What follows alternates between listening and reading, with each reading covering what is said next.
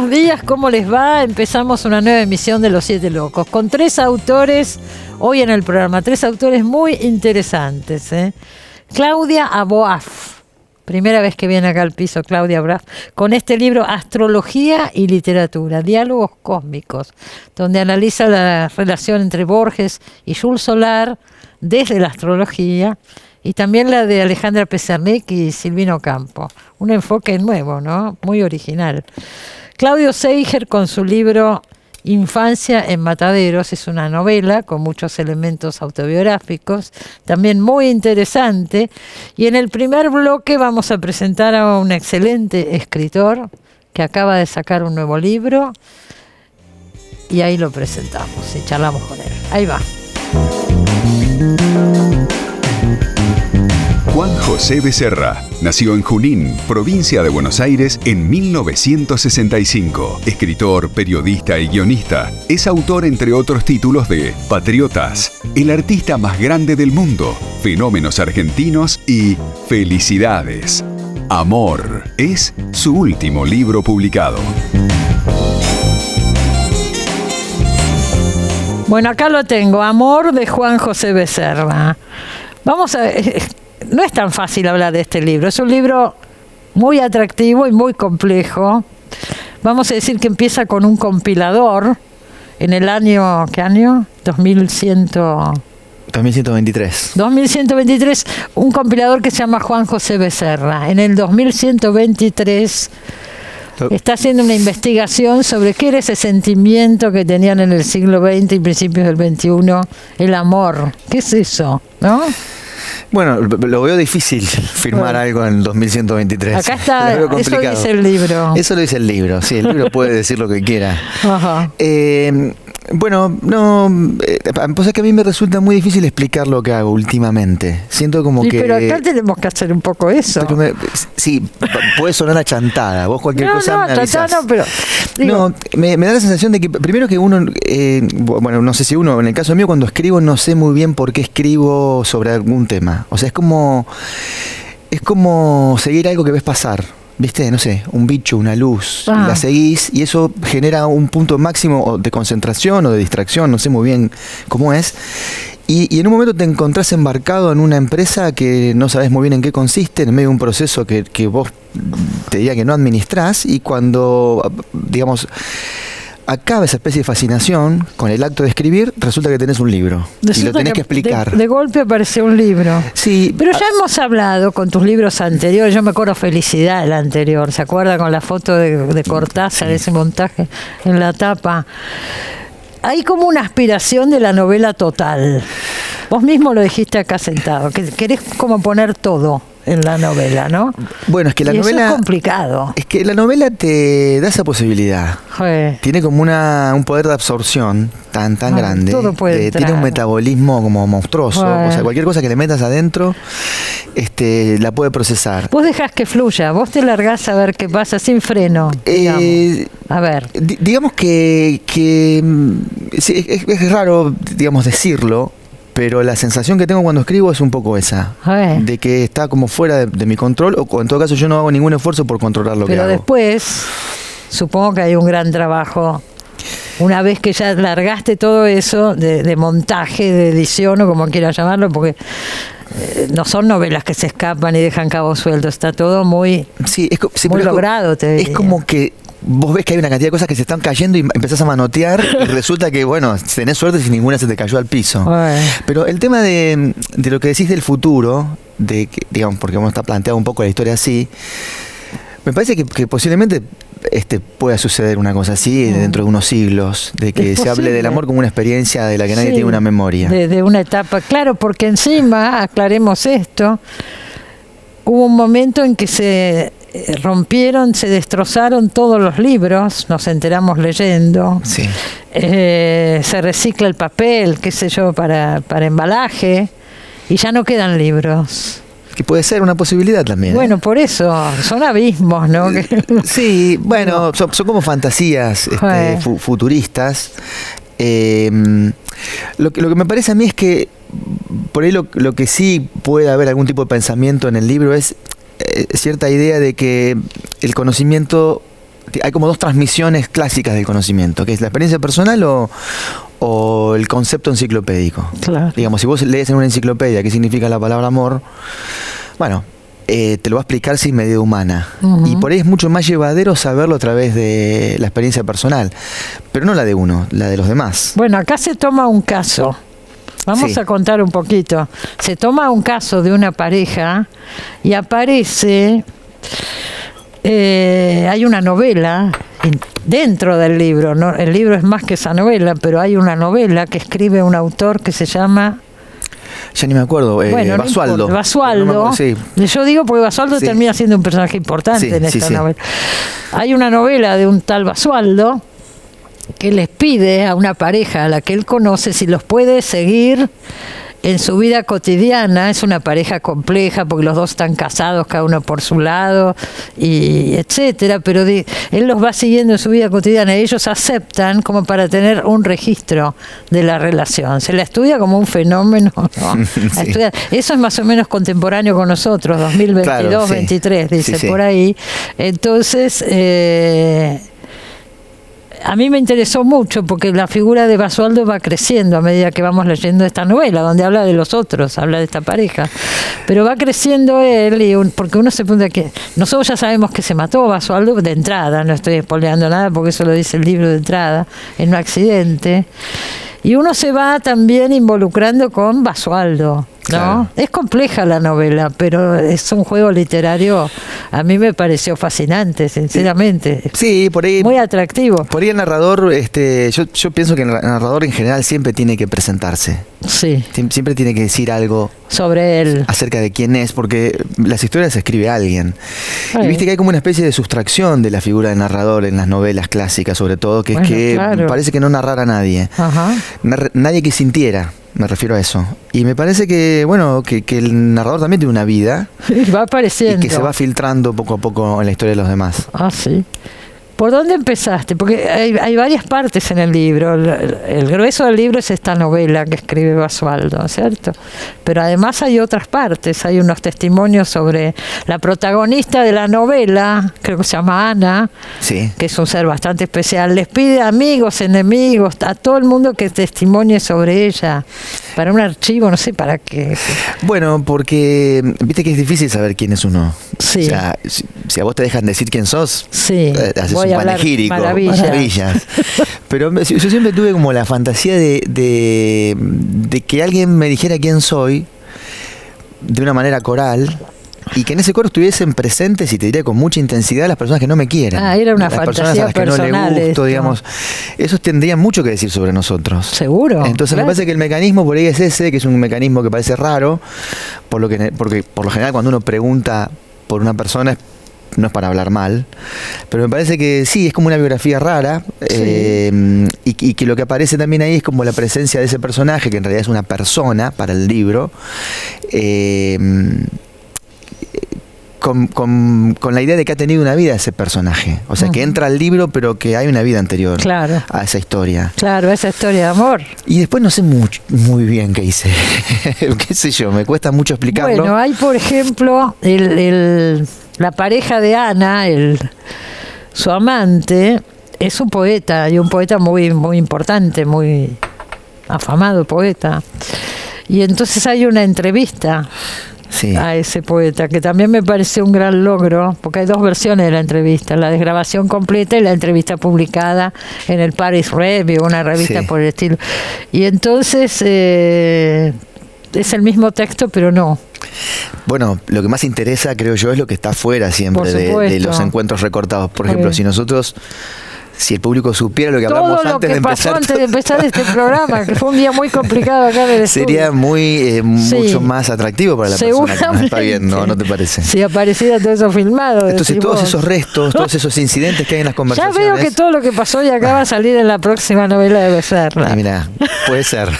¿Por qué no? Sería interesante. ¿Por qué no? Pero me gusta mucho esa cosa que parece que sobrara de las entrevistas, de las relaciones también. Que es lo más rico. ¿Qué es lo más rico? O si no es lo más rico, es algo a lo que se le podría prestar algún tipo de atención. Sí, bueno, pero ahí se cuentan cosas que por ahí el entrevistado no quiere que se sepa, ¿no? Porque eran medio amigos el entrevistado y el entrevistador, ¿no? Sí, eran medio amigos, sí. Por eso él tiene como una confianza incidental, que se le escapan cosas, o las dice bajo el pedido de censura, de que no las publique. Sí. Pero bueno, nosotros podemos saber a partir de esa... En la novela uno puede entrar a cualquier lado, ¿cierto? Sí, sí. Como que está todo permitido. Todo. Yo creo que es una zona franca la novela. O sea, la literatura para mí siempre fue un espacio de libertad. Sí. La libertad que no tengo para otras cosas la tengo ahí. La tienes ahí. La libertad, la ilusión de libertad, porque después están los recursos propios que siempre son muy limitados. Entonces el ejercicio de la libertad propia es siempre hasta ahí. Bueno, también hay libertad para usar los recursos, porque esta novela tiene varios. Toma de varios lugares. Yo hay partes que me hacía acordar a Puig, otras a Cortázar, que sé que vos admiras mucho.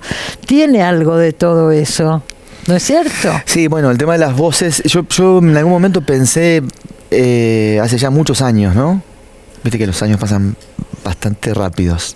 En algún momento yo controlaba muchísimo mi escritura. O sea, era como un policía de lo que hacía. Y me daba cuenta de que eso sucedía porque había una voz que era la voz de la autoridad, que ponía todo bajo su control. Cuando empecé a escribir delegando voces, por decir así, concediéndole a otras voces algún tipo de permiso contra la voz, entre comillas, de la autoridad, me pareció que se abrían muchos campos ahí. Y por supuesto Puig ha sido un maestro en la reproducción de diálogos. Seguro. Quiero decir, tienen una... No me equivoco entonces cuando digo que... No, que para hubo nada, porque... donde yo recordé a Puig. Para nada, porque me parece que el peso biológico, por decir así, que tienen las conversaciones de Puig son conversaciones de personas. Sí. Es decir, que uno olvida mientras está leyendo que se trata de personajes, que se trata de una construcción. Y me parece que eso... Acá hay páginas y páginas de diálogos también. Sí, hay muchas. Y de concesión a voces que no sean la voz cantante. Eso me parece que es menos envolante para mí cuando escribo. Porque si no, yo creo que cuando uno escribe, escucha el susurro de su propia voz, empieza a formarse como una especie de hastío en ese registro y decís, bueno, no quiero escuchar más esto. Quisiera ser otra persona, de todas quisiera hablar maneras, con otra en voz. este libro, que es extenso, pero la gran... las 3/4 partes está la voz de Basualdo, ¿no? Sí. El escritor de la novela. Sí, es una voz que se pierde en otras también. Viste que él cita, la voz de sus personajes. Claro, sí. Sí, por ahí por páginas enteras. Sí, a mí me gusta eso últimamente, ¿no? Que el autor pierda lo que tiene de autoridad, de vigilante, de controlador, de dueño, de propietario de la cosa. Pero ya en todas tus últimas novelas pasaba esto mismo. Sí, es cierto. Hace rato ya. Sí, hace rato. Ahora, vos te sentás a escribir esta novela, se llama Amor. Capaz que cuando te sentaste no sabías cómo se iba a llamar. Dijiste, ¿voy a escribir sobre qué? ¿Sobre el amor? Si el amor va a perdurar en el futuro. ¿Cuál es la idea? No, bueno, un poco lo que te decía al principio. Nadie sabe cómo funciona una máquina a vapor, digamos, ¿no? Sin embargo, existió claro, como una especie de fósil. Estudiémoslo así. Hablamos del amor romántico, el amor entre un hombre y una mujer, la pareja, de eso estamos hablando. Para mí no tiene mucha explicación. Es como... O sea, es como no sé cómo explicarlo, por eso digo, es como, viste, San Agustín cuando tiene que hablar del tiempo. Es muy difícil explicar la experiencia del amor para la persona que tiene o tuvo esas experiencias. Es mucho más fácil contar una historia, digamos, ¿no? Claro. Y que se revele la historia por sus síntomas. Es decir, porque es una especie de enfermedad que se reconoce por sus síntomas. Ahora, si vos querés describir la enfermedad por afuera de los síntomas, en qué consiste conceptualmente una experiencia amorosa, qué sé yo, la verdad que yo no tengo ni idea. No sé si alguien tiene idea de eso, pero sí se puede reconocer en los demás. Claro. Esas personas están enamoradas. Claro. Eso me parece que sí se puede reconocer, es mucho más fácil. Pero acá te estás cuestionando si es una construcción cultural, porque en el futuro, en este futuro hipotético que transcurre la novela, no la novela dentro de la novela. Esto transcurre desde un futuro de 2100 y pico, Y ya es prehistórica la idea del amor. Ya no se habla de tal como lo conocemos, quizás sí. ¿Quién lo sabe, digamos, no? Pero bueno, pero es una hipótesis que a partir de ahí desarrollase el libro. Sí, acá en verdad le da la sensación que estos personajes son como más, es como que se inclinan a tratar de tener a raya las características propias del amor romántico. O sea, tratan de bloquear la angustia que produce el amor romántico. Sí. Son personajes muy especiales. No es una pareja tradicional. No es tradicional. No. Y bueno, en el fondo queda como flotando en el ambiente la obra que hacen. Porque me parece que tiene algo de obra de arte la relación amorosa siempre. Tiene algo como de artístico. Por supuesto que es cultural, es una experiencia que está consolidada en la cultura, pero sé como la cultura la consolidó, la puede hacer desaparecer de un día para el otro. Digo de un día para el otro, de un siglo para el otro. Ya se está cuestionando muchísimo, ¿es cierto? Sí, Uno ve grandes cambios. Sí, muchos cambios, sí. Personaje, el hombre de la pareja, este poeta, porque también hay reflexiones, sobre todo en esta parte de la entrevista, sobre el oficio de narrar, ¿no es cierto?, sobre la poesía, sobre un montón de cosas. No es casual que él sea poeta, ¿no es cierto? Sí, él es un poeta reconocido pero bastante malo. ¿Es mal poeta? Bueno, no sé si malo, es un poeta medio del montón. Me parece que no está claro. Él tuvo un éxito brutal con unos libros que fueron comprados por las escuelas. Claro, tuvo un éxito. Entonces ahí ganó dinero. Tiene una popularidad extraña. Él dice que ha triunfado como anónimo, porque si bien sus libros se venden por obligación, es un poeta obligado. La gente no lo reconoce en la calle y tampoco él cree que es un gran poeta. Nadie nos reconoce en la calle, ¿no? Sí, por eso. Claro, sí. No, lo que pasa con los escritores cuando alguien los reconoce en la calle es decir, lo conozco de algún lado, pero no sabes de dónde. Claro, esta cara la vi en algún digamos, a cualquiera lo identificás. Sí. Identificás el origen. Este futbolista, estuvo en Gran Hermano. En cambio el escritor no, porque no aparece tanto. Claro, es como un figurante. Más para eso. Es como un figurante, ¿viste? De la imagen. Pero no. Figura de reparo. No, es un personaje que habla, que él tampoco comprende muy bien su éxito. O sea, todas las experiencias que ocurren, me parece, en el libro son difíciles de comprender para el que las experimenta. Sí. Ella también, ella es editora en libros de papel, ¿no? Ella es una editora de libros de papel. Desapareciendo. Sí. Ella yo creo que es el personaje del libro más importante. Me parece que para mí era Basualdo, el escritor de la novela dentro de la novela. Pero él como se va entregando a la fascinación por ella, me parece a mí. Sí. Es como que se va enamorando de ella, incluso de los dos, de ese artefacto, de esa obra que hacen. Ese artefacto, sí. Se va enamorando y va renegando un poco de su propia situación personal. Claro. Que está cada vez más lejos del amor y está como una especie de asedia o de spleen matrimonial, por decirlo así. Cuando uno dice con una novela así, vos decís, bueno, largo todas las puntas, lo que se me... Cuando uno dice, ya está, acá cerramos. Bueno, no sé, en mi caso cuso me embolo. Acá aparece eso planteado. Sí, ¿Cómo termina ahora? ¿Cómo termina ahora, no? Sí, yo cuando me aburro digo, bueno, ya está. Es como aterrizar, ¿viste? Es como un viaje en el que venís volando a una altura, digamos, de la que tenés que bajar en algún momento, y ya vas sintiendo como el peso de la gravedad sobre lo que estás escribiendo. El libro te dice, bueno, basta, ya está. ¿Cuánto tiempo duró ese proceso? La verdad y desde la novela anterior habrá sido. Sí, pero yo escribo muchas cosas. Escribo muchas cosas en el medio también. Ajá. Tengo libros por ahí que no edité. No sé, en tiempo real me debe haber llevado, ponerle 1 año y algo. Sí. La pandemia por ahí. Creo que sí, la empecé a escribir ahí. Ajá. Sí.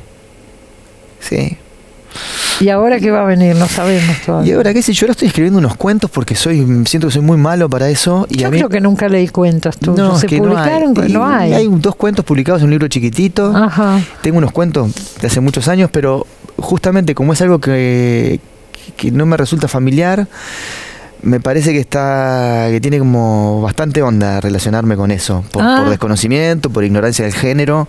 No es que no lea cuentos, leo cuentos, pero no lo has trabajado. No lo he trabajado y ahora me metí para ver. ¿Y estás contento con lo que sale o no?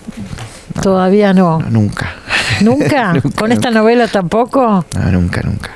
Está muy bien esta novela. Yo me alegro y me alegro de poder decirlo, ¿no? Yo sé que vos sos muy buena conmigo, pero... No, porque me gusta lo que haces. Y especialmente esta novela. Está muy lograda, me parece. Además tiene la virtud que es entretenida.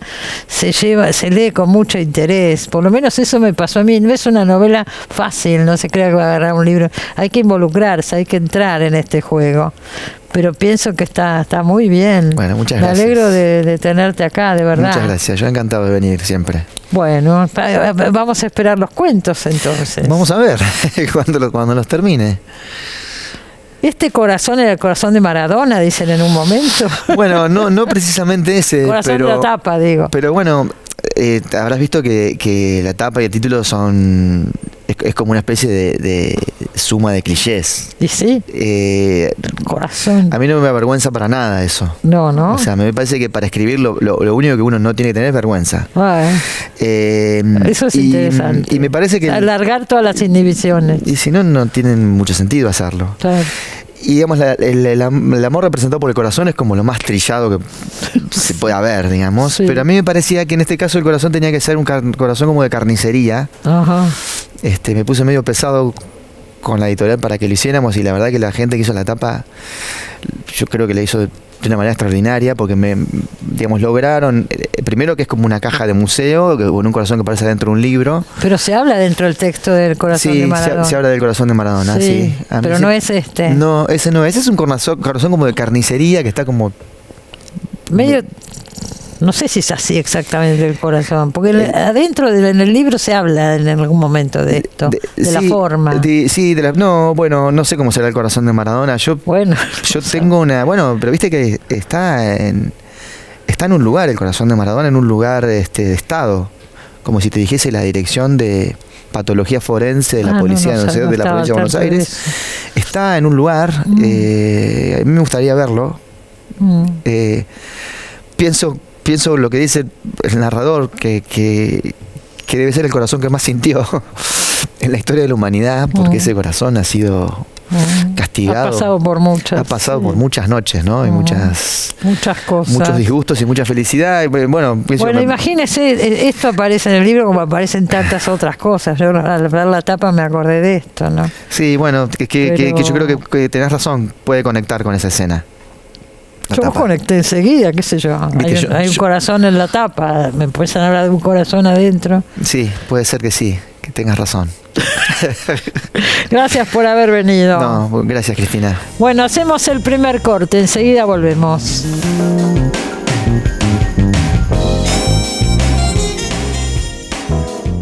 Bueno, acá tengo en la mano un libro distinto a todo lo que habitualmente hablamos, seguro, ¿no? Astrología y literatura, diálogos cósmicos. Claudia Boaf con nosotros. ¿Qué tal, Claudia? Hola, Cristina. Bueno, qué gusto estar acá. Pero al contrario, encantada, porque estuviste una sola vez y por Zoom, me acuerdo. Sí, en medio de la pandemia. Sí. Bueno, acá estoy y bueno, con este libro. Pero viniste a hablar de algo ecológico, de un manifiesto que habían hecho los autores contra la ley a favor de la ley de humedales. Sí, en ese momento, y fue para nosotros muy grato que nos dieras un espacio, porque bueno, era interesante lo que estaban planteando, con Gabriela Cabezón Cámara, me acuerdo. Claro, es un colectivo que se llama Mirá, que somos escritoras, Gabriela Cabezón Cámara, Dolores Reyes, Maristela Vampa. Ahora salió un nuevo libro, la vamos a traer a Dolores Reyes. Pronto, nueva gran novela. Emoción con ya salió, ya lo tengo. Ya está, Miseria. Y Sole Barruti. Y bueno, con ellas tenemos como escritoras buscando una dimensión entre la poética y la política que nos permita comunicar allí donde el periodismo ambiental normalmente no llega. Sí. Y entonces en esa ocasión sí estábamos con la ley de humedales, infinita y postergada. Sigue sin salir la ley de humedales, de paso lo decimos, sí. Sí, así que bueno, en ese momento estábamos, nos diste ahí un espacio para comentarlo, ¿no? En plena pandemia. Sí. Y ahora este libro, Astrología y Literatura, que me sorprendió mucho. Yo no sé si hay trabajos previos sobre este tema.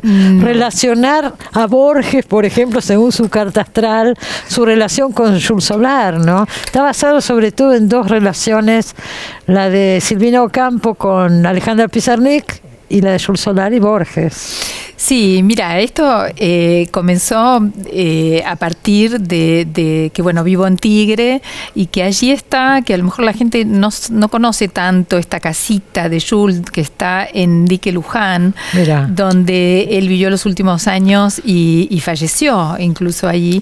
Vivía en el Tigre. Vivía en el Tigre y o sea, él era de San Fernando y volvió. Perdóname, hay una casa museo Jules Solar también acá en Capital, ¿cierto? Claro, donde también di mis charlas, que después fueron escalando, porque inicialmente en Tigre, que bueno, donde vivo, la municipalidad me convoca porque hacen la apertura de esta casa museo de Jules Solar y habían pescado por ahí que yo había sido astróloga. ¿Y había sido astróloga? Sí. Como Jules Solar vivió de la astrología, vivió, como él decía, de hacer horóscopos, porque no vendió ni un cuadro, salvo justamente su amigo Borges. Él le compraba. Él le compró un cuadro hasta después, bueno, de póstumo, ¿no? Es que cuando él se vuelve conocido. Entonces me dicen, bueno, ¿por qué no tomás este aspecto más esotérico, más de su lado místico? Y yo dije, bueno, está bien, pero yo misma había dejado atrás esta época en la cual fui cofundadora de Casa 11, una escuela de astrología que sigue hasta el día de hoy, junto con Eugenio Caruti y otros, y yo misma en esta, digamos, identidad literaria que estaba, a pesar de que siempre en lo marginal, ¿no? Pues siempre en la ciencia ficción, siempre con un pie en nichos que hoy por ahí no lo son tanto, pero que lo eran en su momento. Bueno, sigue siendo la astrología. Ciencia ficción ciencia ficción lo era, y esto, bueno, queda en los saberes marginales desde ya, ¿no? Por ahora, por lo menos. Y bueno, entonces me llamaron para dar estas charlas, y estas charlas, cuando comienzo, me doy cuenta que no tenía ganas de analizar la vida de Jules Solar y de ninguna persona en esta especie de retorno a la astrología, como si fuera un cícloco, es decir, como si estuviera aislada, ¿no? Sino en vínculo. Bueno. Y ahí Borges, 24 años. Dos personas tan distintas, ¿no? Tan distintas entre sí. Y ese era un poco el desafío. Lo que vos contás en el libro es muy interesante, más allá de la parte astrológica que ya vamos a hablar. Jules no era muy reconocido en vida, la obra de Jules Solar, ¿no? Que ahora está en el Museo de Bellas Artes y demás, pero en ese momento no se la consideraba seriamente. No, se consideraba una obra cargada de simbolismo. Además, él era un poco de vanguardia, había estado en Europa con Petoruti, y estaban como en una vanguardia que todavía no había llegado acá. Había llegado, claro. Lo que pasa es que cuando vuelven con Petoruti de Europa, que coincide con el retorno de Borges también de Europa, en el mismo año, y ahí se conocen, realmente Petoruti tenía una estrategia para sí mismo y va avanzando dentro de lo canónico, y sin embargo Jules, que carecía de toda estrategia porque tiene una personalidad muy particular. Vos pensás que a Borges le preguntaban ¿quién es Jules? ¿Es un genio o es alguien incomprensible? Y siempre esa identidad de Jules quedaba cuestionada, no lo tomaban en serio. Realmente fue por eso Borges tan importante en la vida de Jules, porque a pesar de ser tan distintos como vos decís, fue Borges, nuestro escritor oficial, quien lo sostiene. Claro. Y quien, digamos, no permite que se derrumbe, y hoy nos llega la obra que tenemos gracias a que él sigue produciendo. En mi hipótesis de trabajo, lo que se da uno al otro es, a Borges, Jules le entrega un cierto grado de misticismo para llevar su literatura a otras atmósferas, a otras dimensiones, por ejemplo, en Tlön. Claro, por supuesto. Y ahí se ve claramente. Esto es algo que lo dice Álvaro Abós.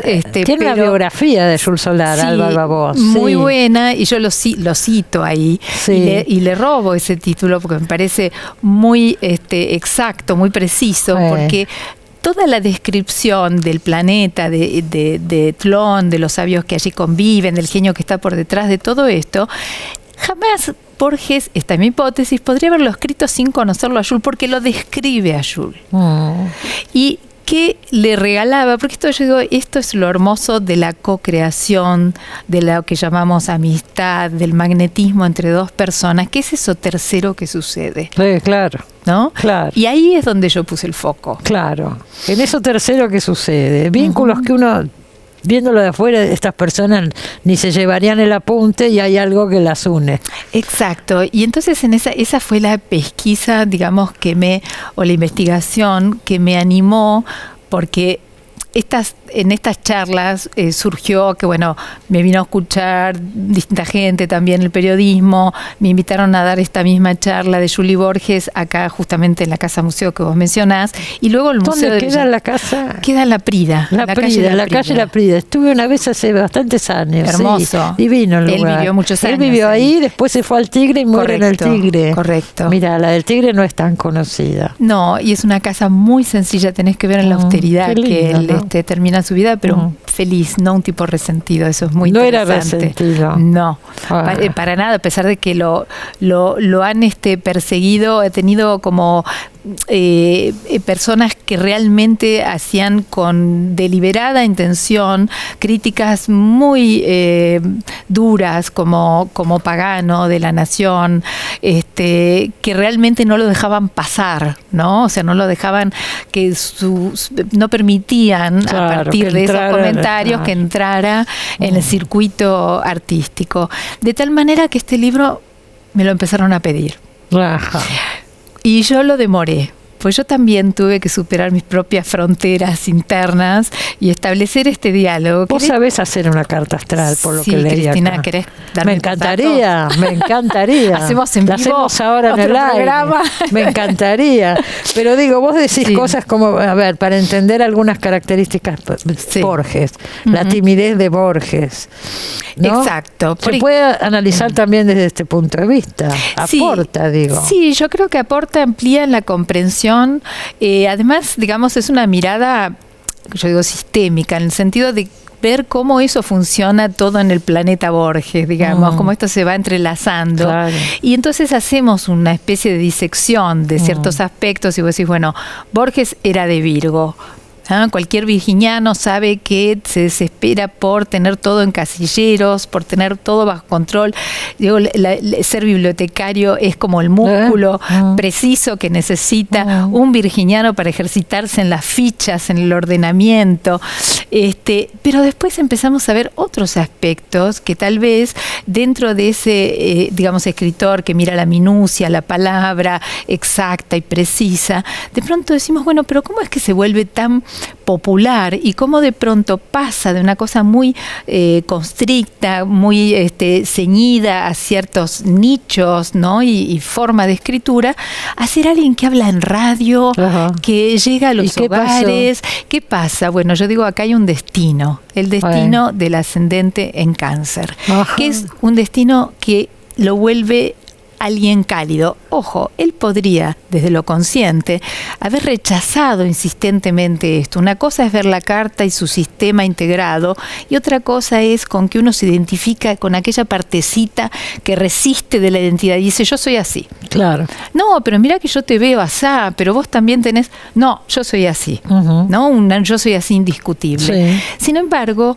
Borges, como las mentes sensibles en general logran trascender ciertos límites porque hay preguntas que empiezan a girar y se elaboran en el arte, él puede trascender esa cosa tan constreñida de Virgo, superado una primera timidez que todos conocemos, empieza a ser alguien humano, sensible, abierto. ¿Dónde lo veo yo? Eso en el ascendente en Cáncer, como una insistencia de una energía que estaba ahí y que solo él tenía que dejarla pasar. ¿Tuvo que ver la amistad con Jules? Seguramente. Decís que sí. Porque él era un hipersensible. O sea, vos pensalos a los dos caminando. Algo los unió por lo pronto, ¿no es cierto? Vos, cuando te preguntas eso, decís, ¿qué los magnetizó? ¿Qué hizo que 24 años estuvieran juntos? ¿Qué había en esa constante intercambio de energías, de conversaciones, de bibliotecas, de lecturas? ese es un poco el foco y ese es un poco el misterio. Lo mismo analizás con respecto a Silvina Ocampo y Alejandro Pizarnik. Sí, una relación que se pone más en combustión, compleja. Bastante más compleja. Sí, bastante más compleja. Sí, el encuentro de ella yo creo que fue además de en una etapa tardía digo para Silvina, que ya era una poeta mayor, una escritora mayor, y para Silvina, que ya estaba en una época difícil. Alejandra, perdón, en una época, digamos, post lo que llamaron el derrumbe lingüístico, ¿no? Derrumbe lingüístico. Sí, porque esto es para mí muy interesante de analizar, y aquí también interviene, y dejo así como la curiosidad sobre el ascendente, qué significa esto de hablar de cierto destino, ¿no? Que insiste en integrarse en esa conciencia. Sí. Que hay un momento, después de esa etapa preciosista que podemos observar, tan yo diría de Luna en Leo, en traductor astrológico, donde ella es como una princesita, como una niña náufraga, como dice César Aira, un bibelot de una biblioteca. Estamos hablando de Pizarnik. De Pizarnik. Sí. Ella de pronto empieza a hacer un cambio, lo que llama la crítica, y cómo la crítica funciona y opera también en esa identificación, el derrumbe lingüístico, cuando ella comienza la prosa. Sí. Cuando empieza con la Condesa Sangrienta primero, después sigue avanzando en una exploración muy a lo Beckett, muy desenfrenada, de una prosa. Y como yo hago el juego, ¿no? Digo, si ella estuviera en una consulta astrológica y viene en esta justa etapa donde todos la critican acerca de esta experimentación, yo le diría, la alentaría. Le diría, no, Alejandra, esta es una experimentación de otras energías para incorporar y complejizar tu literatura, y que si te das el permiso y la licencia para equivocarte y para que todos digan que esto es un error, esto va a ser una incorporación para una madurez literaria, para tremenda poeta que era. Y tal vez pasar a la prosa con ya habiendo incorporado, pero teniendo ese permiso, porque ella no se da el permiso, tanto la atacan, tampoco resiste su Luna en Leo, su identificación con esa niña preciosa y poeta joven, que no lo resiste, y hay algo que se empieza a desmoronar ya en su psiquis. En esa etapa se encuentran dos tremendas escritoras, ponen en combustión sus identidades, ese fuego que las dos tenían, una era de Leo, la otra Luna en Leo, se asoman a una posibilidad de descentrarse de esas identificaciones y que ocurra algo tercero. Hay una intento de colaboración entre ellas, que está ahí descrito en el libro, pero hay algo que no, de esa identificación, que no permite ablandarse, abrirse, que es lo que necesita una relación. El mundo se puede describir más en relaciones que en personas. El afecto, digamos, o el amor no era parejo entre las dos. No era parejo. Silvina la empieza como a ralear, se distancia, digamos, ¿cierto? Uno podría decir claramente que es Alejandra la que se enamora. Claro. Sin embargo, Silvina entra en el juego y lo sostiene. Sí, y un tiempo, ¿no? Un tiempo, es un tiempo corto. Sí. Ahora, ¿qué es lo que allí se estaba produciendo y cuál es? Yo misma me pregunté y me enfrenté en esta relación y dije, bueno, pero si yo tengo que clasificar esta relación, estoy en problemas. Entonces pensé en que a veces queremos clasificar y decir, bueno, ¿fueron amantes o no fueron amantes? ¿Tuvieron relaciones o no tuvieron relaciones? Es lo que menos importancia tiene acá. Exacto. ¿Cierto? Había alguna combustión creativa que pudo ser. Y no fue. Y no fue. Y no fue. Si les interesan estos temas, acá está el libro, Astrología y Literatura, nos abre como un panorama totalmente distinto. Y yo me quedo con eso de la carta astral, que ahora no paro hasta no tener mi carta astral. Me pasás los datos. Por favor, es un pacto acá. Es un pacto. En cámara. Un pacto que queda grabado. Gracias por haber venido, no, Claudia. Gracias a vos, Cristina. Nos queda un bloque todavía, no se vaya que ya volvemos.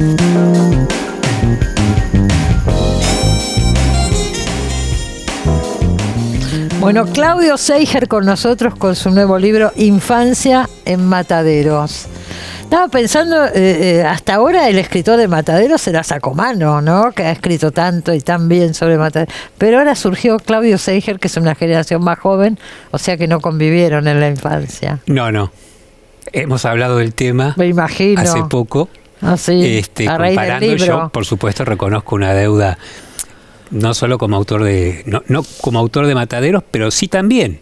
Porque él, bueno, El Buen Dolor, hay bastantes referencias. Sí, muchas. Y en El Pibe. Situación de peligro, y por supuesto El Pibe, la saga de Mataderos. No? Nosotros hicimos un programa hace poco, un ciclo que estamos haciendo especiales sobre, se llama Buenos Aires, Ciudad Literaria, sobre los distintos lugares, y fuimos a distintos barrios con un escritor y estuvimos en Mataderos con Sacomano. Mirá vos. Sí, y ahí supe muchas cosas de la historia de Mataderos y demás preparando ese programa.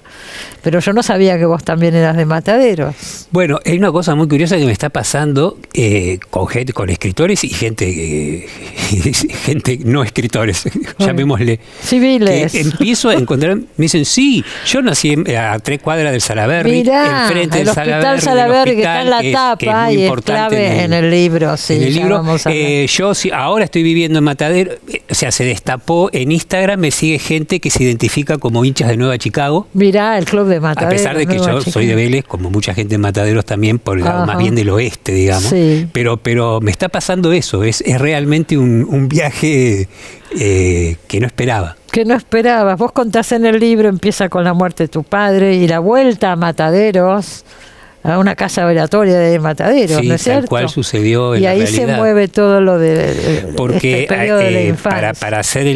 Para contarlo brevemente, el circuito, nosotros vivimos, o voy a decir yo, en la casa familiar, que originalmente era la casa de mi abuelo Juan, que está en el libro. Sí, es un personaje importante en el libro. Yo creo que es el personaje, yo creo que es el mejor personaje, mi abuelo en el libro, es mi conclusión. Tu mamá tiene un rol bastante grande. Mi mamá tiene un rol, pero claro, justamente tiene un rol muy preponderante. El de mi abuelo es como ese paso, viste, como un cameo, ¿no? Un paso secundario, pero esa presencia. Fuerte, sí. Pero te digo, en la casa de Mataderos, Montiel 1876, que hoy es un supermercado. Calle Montiel, una calle importante en el barrio, muy cerca de Alberdi, y también muy cerca de la General Paz. O sea, vivíamos prácticamente en el suburbio de Mataderos. También conocida esa zona, en esa época no se le identificaba así, pero sí, hoy se identifica como Barrio Nahón. Barrio Nahón. Que es como el lugar residencial de Mataderos hoy en día. No era así en los años 70, 80, años de mi infancia, de mi adolescencia. Pero yo por el libro lo sé, había límites muy marcados, también por Sacomano. Claro, eso que él habla mucho, vos no hablas tanto del Arroyo Sildañez. Vos hablas de la General Paz, ¿no? Como un claro, límite. Exactamente, porque... Sí. Mira, por supuesto que eso es así en la realidad, es decir, la General Paz, obviamente no hay que explicar que es un límite de una frontera de Buenos Aires, digamos, diría yo de la Argentina. Pero cambios sociales, de clase social, económica, un montón de cosas. Yo tomo la cita de Guillermo del Buen Dolor, porque me identifico con eso, nada más que él lo toma en relación entre Mataderos y Floresta. Sí, que la mamá decía somos de Floresta. Sí, le parecía que y a nosotros mejor. De chicos nos pasaba eso en relación a Mataderos y Liniers. Que vos ibas al colegio. Que iba a la escuela queda, yo la vi ahí, está todavía. Todo chequeado a través de Google, ¿no? La escuela queda a 8 cuadras sobre la misma calle Montiel. Nada más que esas 8 cuadras generaban un abismo, en el sentido de distancia, un abismo que por supuesto la infancia agranda inconmensurablemente. Me enteré de muchas cosas leyendo el libro, porque además se mezcla, no es solamente la historia personal de Claudio, sino los sucesos en el país durante los años de tu infancia. En este Hospital Salaberry que aparece mucho en el libro, muere el padre Mujica cuando lo asesinan, ¿no es cierto? Exacto, es una historia que por supuesto reconstruyo. Yo de chico no lo recuerdo todo eso en el sentido de lo que debe haber sido la conmoción. Pero él lo matan en la puerta de una iglesia. Lo que sucede es que lo matan en la puerta de una iglesia en la calle Celada, Villaluro. En Villaluro. Algunos dicen que era Mataderos también, volviendo a este tema de las fronteras. Sí. Lo mata, bueno, se sabe hoy que es la AAA. Sí. Y él todavía vivo, muy, muy malherido, 20 balazos, él y otras personas, y a él y a otro acompañante que sobrevive, los llevan en un Citroën, no hay tiempo para una ambulancia, nada, los meten en un auto, en un Citroën, creo yo que era, por lo que leí, ¿no? Hay testimonios muy fuertes del médico que lo atendió, el cirujano doctor Ernesto Larcade. Lo llegan a operar. Y lo llegan a operar. Sí. La operación dura 2 horas. Bueno, es un relato tumultuoso y estremecedor, y él muere luego de la operación. Muere en este hospital Salaberry. En el hospital Salaberry. Hospital que después con la dictadura. Esto fue la muerte del padre Mujica fue en el año 74, claro. 2 meses antes de la muerte de Perón. Bueno, aparece también la muerte de Perón. Claro, en eso el sí, libro. eso es un recuerdo infantil muy fuerte. Eras muy chico, ¿cuántos años tenías? Sí. Creo que cuando muere Perón yo no tengo ni 10 años, por el año 9 años. 9 años. Pero yo recuerdo, por supuesto, es una reconstrucción de la memoria, pero yo recuerdo... Todo el libro es una reconstrucción de la memoria, vamos a decir eso porque es un importante. Viaje, ¿no? Es un viaje, claro. Y además, ¿qué importancia tiene que fue así tal cual y que no es cierto? Es como queda. Vos sabés que en algunas, charlando un poco con alguna gente, con alguna entrevista también, surgió este tema que planteás de qué importa, ¿no? Decía la verdad. Verdad y versus eficacia literaria o verdad literaria.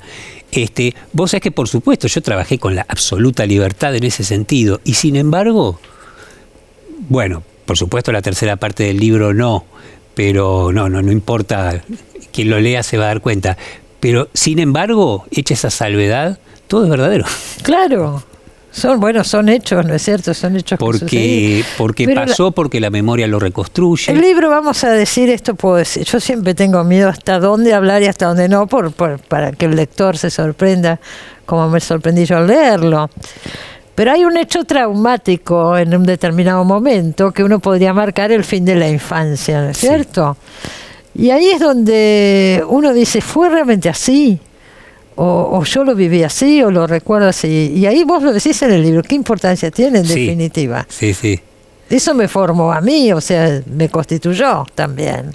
Yo ahí lo que, digamos también, ¿no? Ahí hay un juego velado, digamos, entre ficción, autoficción. Claro. Por supuesto está presente tanto una referencia, un epígrafe de Coetzee, o Coetzee, no sé muy bien nunca cómo se pronuncia, Coetzee, el premio Nobel sudafricano. Coetzee, digamos. Bueno, digamos Coetzee, hay una frase de su extraordinario libro Infancia que dice: el problema en el colegio es que pegan a los muchachos. Ajá. Una síntesis que yo por supuesto tomo como un punto de partida. Bueno, y por supuesto el texto freudiano, pegan a un niño, ¿no? Me parece fundamental.